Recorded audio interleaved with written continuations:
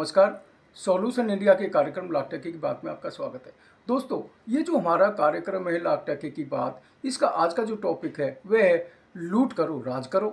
तो दोस्तों, आपने इतिहास की किताब में पढ़ा होगा कि जो अंग्रेज थे, जो इंडिया में व्यापार करने आए थे, उन्होंने फूट डालो और राज करो की नीति पर अमल किया और इसी नीति पर अमल करके उन्होंने 200 साल तक हमारे देश पर राज किया और हमको गुलाम बनाए रखा।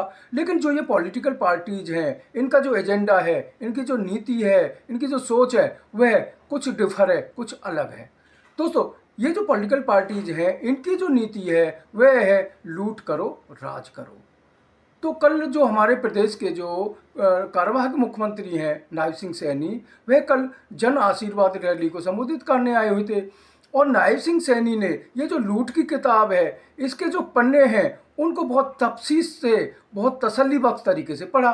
उन्होंने कहा कि दोस्तों, ये जो पहली जो यहाँ पे सरकारें रही थी प्रदेश में, उनके जो मुखिया होते थे वह जो दामाद जी थे उनके लिए लूट करते थे। तो आप कहेंगे दामाद जी कौन थे? ये दामाद जी जो थे, ये कांग्रेस के दामाद जी थे। तो ये क्या करते थे? जो कांग्रेस मुखिया होते थे, ये इनके जो किसान हैं, उनकी जो ज़मीन है उसको औने पौने दामों पर खरीदते थे और जो दामाद जी के लिए बेचते थे और उससे उनकी जेबें भरती रही थी। इसके अलावा जो ये सरकारें थी, ये जो हमारे अच्छे नौजवान पढ़े लिखे होते थे, जो मेरिट में आते थे, उनको दरकिनार कर दिया जाता था और उनकी जगह पर जो लोग जो खर्ची देते थे, उनको नौकरी की पर्ची दे दी जाती थी।